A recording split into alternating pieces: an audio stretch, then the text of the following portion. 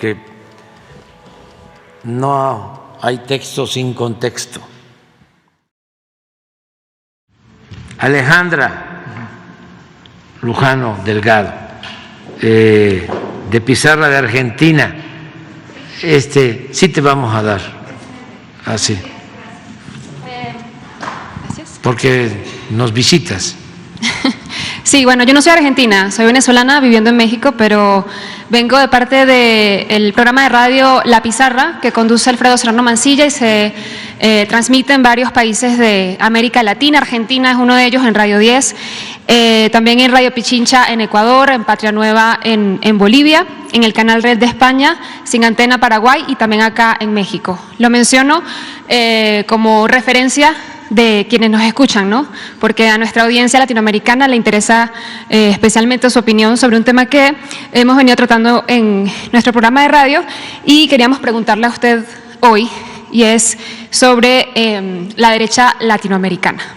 Queríamos preguntarle si usted cree que la derecha latinoamericana es más o menos democrática, la actual, que la de décadas anteriores. Y en este sentido, o para decirlo de otra manera, preguntarle si piensa, ¿no?, cuáles son las diferencias, cuáles cree que son las diferencias entre la derecha latinoamericana actual y el pensamiento conservador viejo. Bueno, lo que podríamos decir es que es la misma derecha, solo que la actual es más simuladora.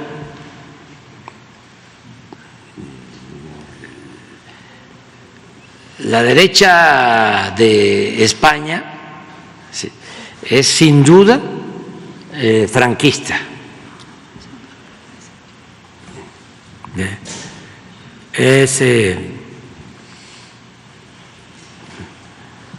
la misma política, solo que encubierta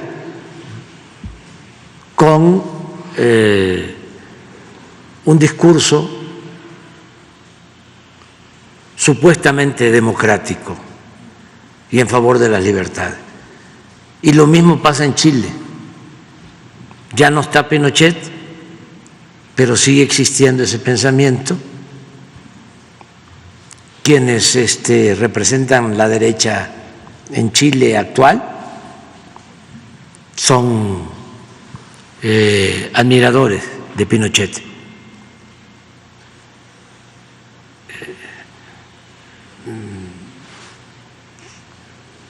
Vamos a decir, como lo expresaba un liberal puro, radical, mexicano, Melchor Ocampo,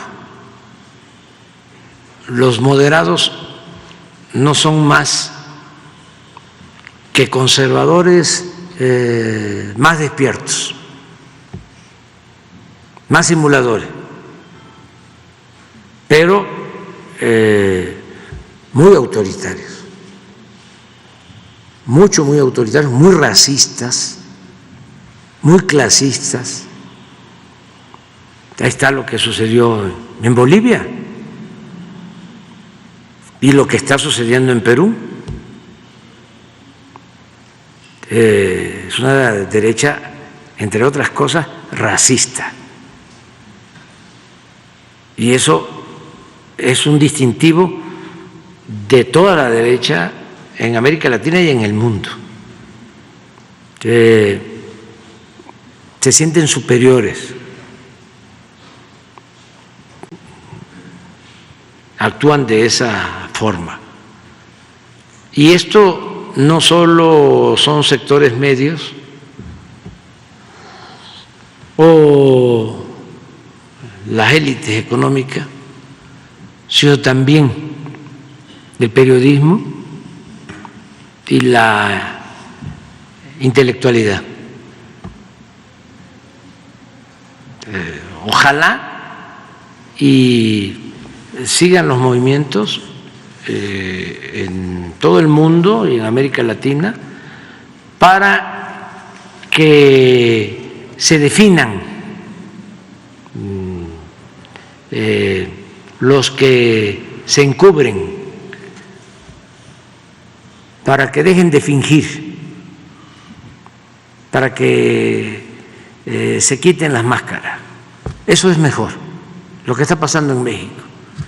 Aquí habían periodistas, mujeres, hombres, intelectuales, ¿no?, que aparentemente eran progresistas, independientes, de la llamada sociedad civil, y ahora ya enseñaron el cobre, porque vivimos tiempos de definiciones. Ya no hay para dónde hacerse, ya no hay el llamado justo medio, porque estamos en un proceso de transformación. Eso no significa imponerse, no significa vernos como enemigos,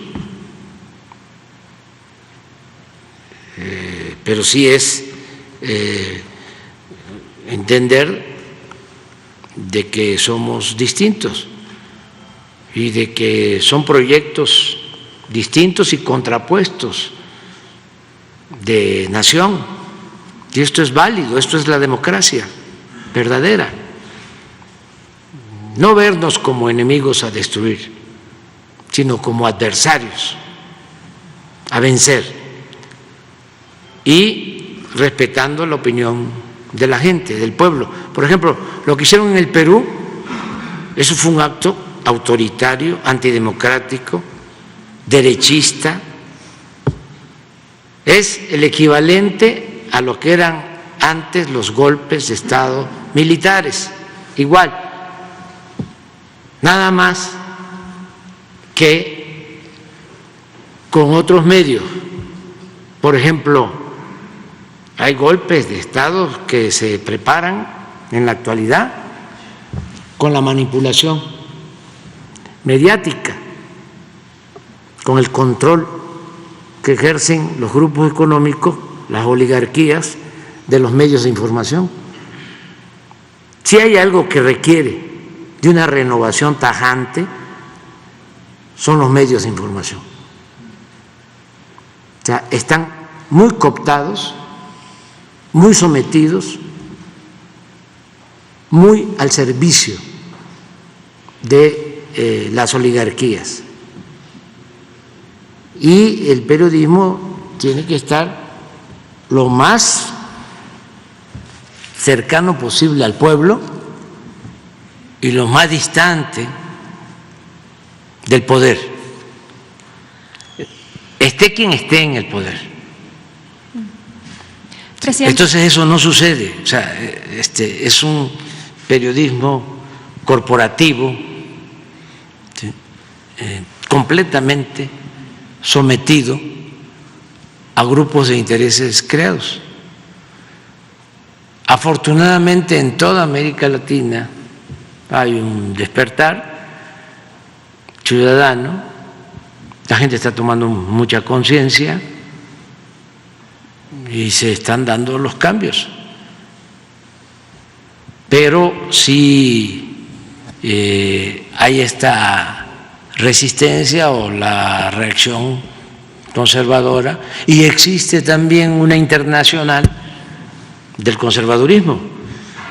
Se agrupan en Argentina con los de España, con los de México, con los de Estados Unidos, invitan a Vargas Llosa, ¿no?, a Krause, a otros intelectuales de ese corte, para hablar de que hay que enfrentar el populismo, porque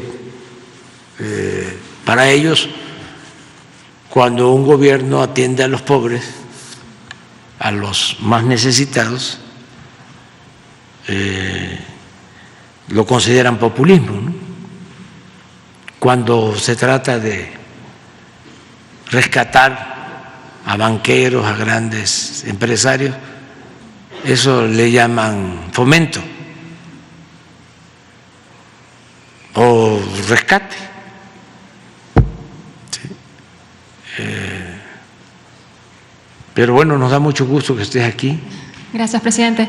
Muchas gracias por esos minutos y por responder mi pregunta. Una última en la misma línea, y es que si usted piensa que estos sectores de derecha radical, de ultraderecha, tienen tanta o más fuerza hoy que antes, y cómo esa influencia, a propósito de lo que mencionaba de cómo los ciudadanos del pueblo pues tienen más conciencia cada día, ¿qué influencia cree usted que tienen estos Tienen sectores? menos influencia.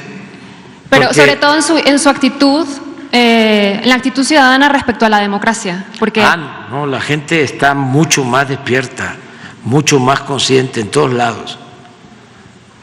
Y eso es muy bueno. Porque pues, les pueden mentir una vez, 2 veces, pero no les pueden mentir todo el tiempo. A mí me dio mucho gusto, por ejemplo, el triunfo de Lula, pero también me dio mucho gusto el triunfo de Boris, porque ahí sí había muy claramente un enfrentamiento de 2 grupos, de 2 corrientes distintas, derecha y izquierda, y ni siquiera una izquierda radical en los 2 casos. En los 2 casos.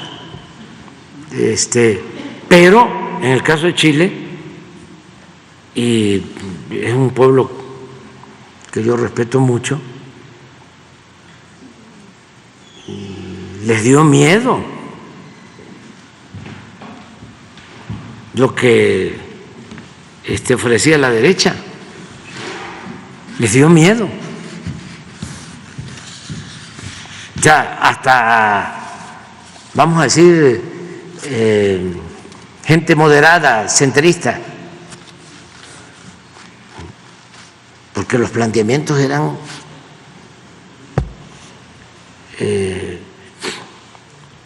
más radicales en el discurso que lo de Pinochet, en el discurso. Pinochet fue el horror, eso no se tiene, eso no se compara, pero el discurso era así, clasista, racista, y eso llevó a que la gente dijera: no, ¿cómo vamos a retroceder? Eso está pasando en toda América Latina.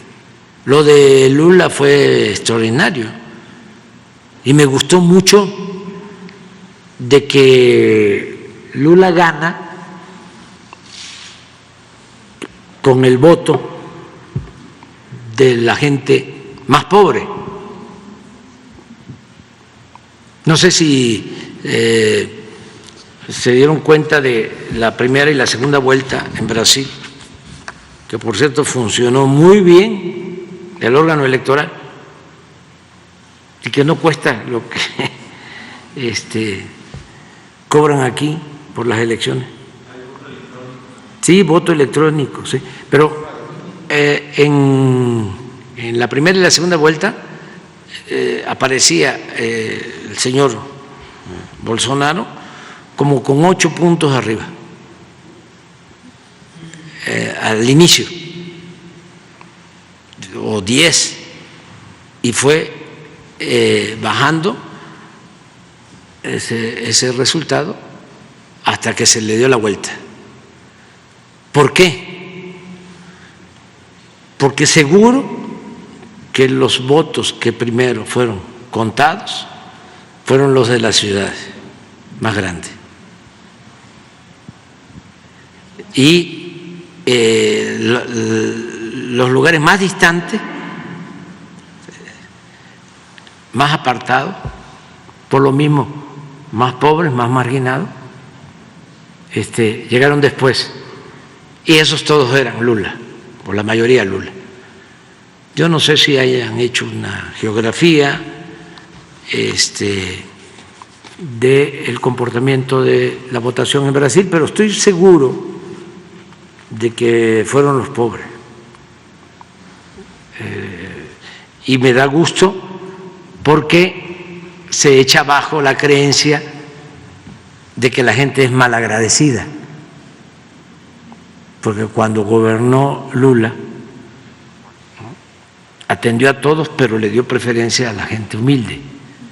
Y ahora ahí está el apoyo del pueblo. Lo mismo pasó en Bolivia. Dan el golpe de Estado, se quedan callados los indígenas, la gente humilde, los antidemocráticos, racistas, pensando que ya tenían resuelta la situación, convocan elecciones y los que se habían quedado callados votan porque continúe el movimiento que los volteó a ver por primera vez, porque teniendo una población mayoritariamente indígena, no habían tenido un gobierno que los representara. Entonces, es esa gente la que está ahora llevando a cabo las transformaciones, los cambios. Entonces sí, es distinto, ¿no? Y espero que siga avanzando la democracia verdadera, auténtica. Porque, por ejemplo, del caso del Perú, es como lo que sucede aquí a veces, ¿no? Con algunas noticias no se informa de nada. Es muy difícil saber. Y Naciones Unidas y derechos humanos, las distintas agencias no hablan de las violaciones de derechos humanos, de la falta de democracia, de las imposiciones en el Perú. El que tengan encarcelado al presidente, que además no cometió ningún delito, como encarcelaron a Lula mucho tiempo, le fabricaron los delitos. Esa es la derecha. Lo voy a decir, cómo exoneran al rey de España, al rey emérito, y tienen en la cárcel, ya va para 2 años, a un rapero, y en Barcelona, porque compuso una canción cuestionando a la Corte.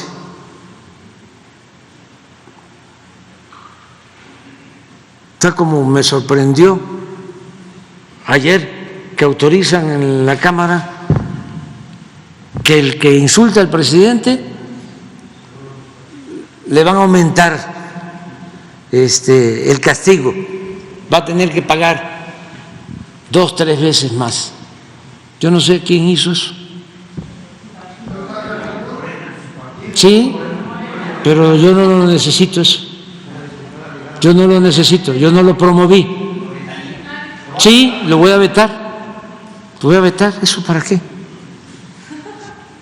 O sea, no, libertad de expresión. Y ¿Por qué no pones a Rubén Darío? Un gran poeta, nada más que ahora ya no me gusta porque en esa calle de Rubén Darío ya viven puro fifí, pero no solo fifí, sino corruptos, que es, porque yo respeto a los empresarios y respeto al que con esfuerzo y trabajo hace una fortuna. Estoy en contra de la riqueza malavida. Entonces aquí hay una calle dedicada al poeta nicaragüense, a Rubén Darío, pero son de los edificios con departamentos carísimos. Ahí es donde vive, por ahí vive Loret de Mola, y juntan 1, 2, 3, es una cosa de lo más extravagante que puede haber. A ver, pon el de Rubén Darío, la calumnia, es buenísimo. Esto es para todos los luchadores de América Latina, ¿sí?, que son calumniados.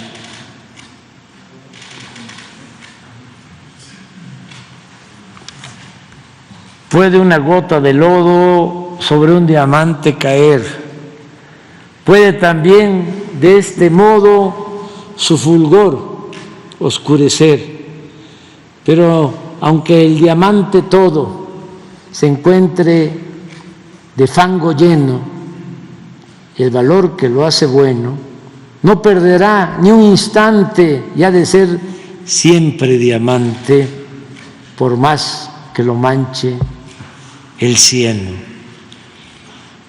Aquí nuestro gran poeta, familiar del Liceo Bartlett, Díaz Mirón, decía: siempre he salido de la calumnia ileso. Darío admiraba a Díaz Mirón de joven. Luego Díaz Mirón se derechizó. Darío siempre fue muy consecuente. Bueno, adiós, adiós.